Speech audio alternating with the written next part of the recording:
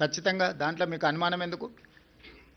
Parliament ఎన్నికల్లో వాళ్ళిద్దరు కలిసి వచ్చినా కూడా ఎదుర్కొని 8 సీట్లు సాధించినాం, 40% పైగా ఓట్లు సాధించినాం. ఇది భవిష్యత్తుకు పునాదులే వాళ్ళిద్దరూ కలిసిమెలిసి పోటీ చేస్తారనేది.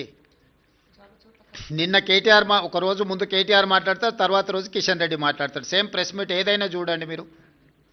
కిషన్ రెడ్డి గారు ఇప్పుడే ఏదో జరిగిపోయినట్టుగా, బీఆర్ఎస్ ఉన్నప్పుడు అద్భుతాలు జరిగినట్టుగా, బీఆర్ఎస్ ఉంటేనే బాగుంటుంది అన్నట్టుగా కిషన్ రెడ్డి గారు వ్యవహార శైలి చూసిన తర్వాత మీకు ఏమైనా అనుమానం ఉందా? అందుకే చెప్తున్నా, వాళ్ళిద్దరు కలిసి 1/3, కాంగ్రెస్ ఒకటి 2/3.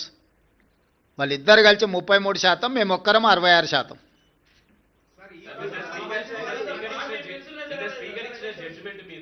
రాహుల్ గాంధీ రాజ్యాంగాన్ని పట్టుకొని దేశవ్యాప్తంగా సేవ్ డెమోక్రసీ అంటున్నారు. వాళ్ళ అధికారంలో ఉన్న రాష్ట్రంలో మాత్రం డెమోక్రసీని కూల్ చేశారు. రాహుల్ గాంధీ సమాధానం చెప్పాలంటున్నారు. ఎవరు? టీఆర్ఎస్ అడగండి, వెళ్ళి రాహుల్ గాంధీ గారు రాగానే ఢిల్లీకి వెళ్ళి అడగమని చెప్పండి. స్పీకర్ గారి నిర్ణయం మీద రాజకీయ పార్టీగా మేము స్పందించడానికి ఏమీ లేదు. స్పీకర్ గారి నిర్ణయాన్ని వాళ్ళకు నచ్చకపోతే న్యాయస్థానాలు ఉన్నాయి.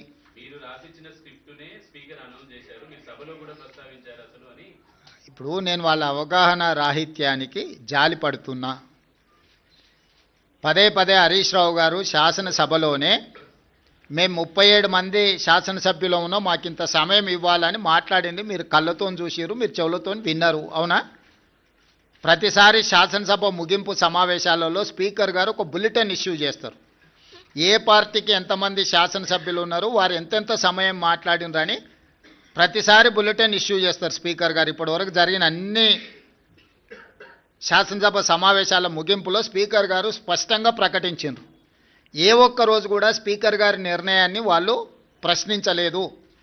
రెండవది, మొన్న జరిగిన శాసనసభ సమావేశాల్లో హరీష్ గారు స్పష్టంగా చెప్పారు, మా నెంబర్ 36, 37 ఉంది, మా సమయం ఇంత రావాల్సిందే, మాకంత సమయం ఇవ్వమని అడిగినారు. టీవీలో పేపర్లో మేము చూసిన ప్రతి నెల 5,000 రూపాయలు ఎమ్మెల్యేల నుంచి వాళ్ళ టీఆర్ఎస్ ఎల్పీ నిర్వహణ కోసము డబ్బులు కూడా తీసుకున్నారని. లావాదేవీలు బాగానే ఉన్నాయి, వ్యవహారం బాగానే ఉంది, వాళ్ళ పేరు మీద మైకు కావాలి, వాళ్ళ పేరు మీద మాటలు కావాలి, వాళ్ళ జీతాలల్లో వాటాలు కావాలి. మీ వాళ్ళనే మీ వాళ్ళు కాదు అని అనుకునే పరిస్థితి ఎందుకు దాపురించింది? ఇంత రాజకీయంగా ఇంత దుర్భరమైన, ఇంత నికృష్టమైన పరిస్థితి ఎవరికైనా వస్తుందా? సొంత పార్టీ ఎమ్మెల్యేలనే మా వాళ్ళు కాదు అని. మనం గతంలో చూసినాం, పిల్లలు నమ్ముకునేటోళ్ళను సంతలాల్లో వచ్చి పిల్లలు నమ్ముకున్నారని. కనీసం వాళ్ళు పేదరికం ఉండని నమ్ముకున్నారు అనుకున్నాం. మరి ఇప్పుడు వీళ్ళ విచిత్రం ఏందో, మేము మీ పిల్లలమే, మేము మీ వాళ్ళమే అని వీళ్ళు అంటారు, మీరు మా వాళ్ళు కాదని వాళ్ళు అంటారు. వాళ్ళు అదే చెప్తున్నారు కదా. ఎవరి ఇప్పుడు దాంట్లో ఎవరు మైనర్స్ లేరు, అందరు మేజర్లే కదా, విజ్డమ్ ఉన్నోళ్ళే కదా. ఆ మేజర్స్ విజ్డమ్ ఉన్నోళ్ళే వాళ్ళు ఎవరో చెప్తున్నప్పుడు నీ అభిప్రాయంతో నా అభిప్రాయంతో ఏం పని ఉంది?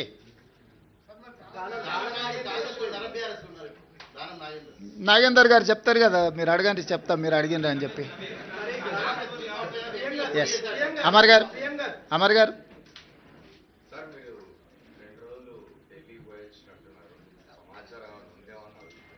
దేని గురించి? సంజయ్ రౌత్ ఒక స్పెసిఫిక్ స్టేట్మెంట్ చేసినాడు. డిసెంబర్ 19 నాడు ప్రైమ్ మినిస్టర్ మారబోతున్నాడు, లేదు. ప్రైమ్ మినిస్టరే దేశంలో లేడు, ఆయనే విదేశాలలో ఉన్నాడు. అసలు 19 లోపల వస్తాడో రాడో కూడా నాకు సమాచారం లేదు. కాబట్టి మార్పు గురించి ఐ డోంట్ నో. అంటే ఆయన స్టేట్మెంటు నా దృష్టిలో లేదు, మార్పు విషయం అసలే లేదు. ఎందుకంటే అది ఎల్పీ తీసుకోవాల్సిన, లెజిస్లేచర్ పార్టీ తీసుకోవాల్సిన నిర్ణయం నా దృష్టిలో లేదు.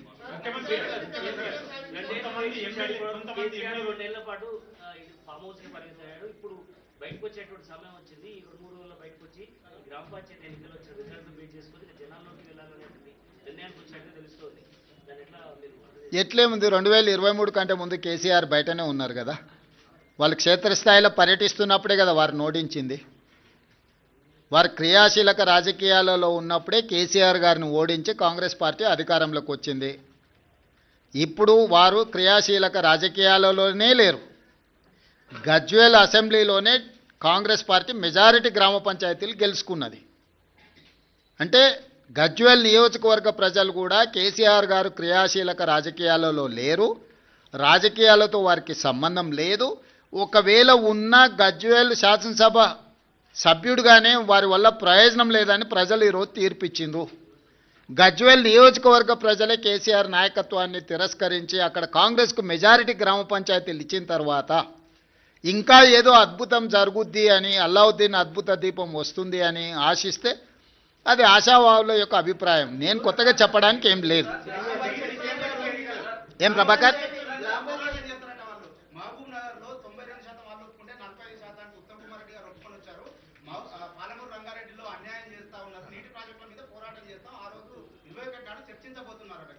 నేనేమంటున్నా అంటే కేసీఆర్ గారిని ప్రతిపక్ష నాయకుడిగా లేఖ రాయమనుంది. 3 రోజులు కానీ 4 రోజులు కానీ కృష్ణానది జలాలు గోదావరి జలాలకు సంబంధించి ఎవరు ఏం చేసిండ్రో చర్చ చేద్దాం కూలంకషంగా, పూర్తి వివరాలతో వచ్చి కూర్చుందాం.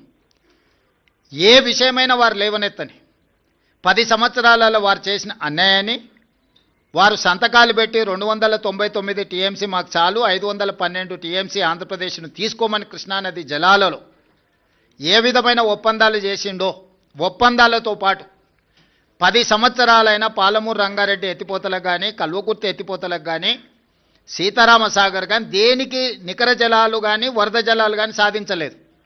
సమ్మక్క సారలమ్మ కూడా వారు సాధించకపోతే ఉత్తమ్ కుమార్ రెడ్డి గారు మంత్రిగా సాధించిండ్రు.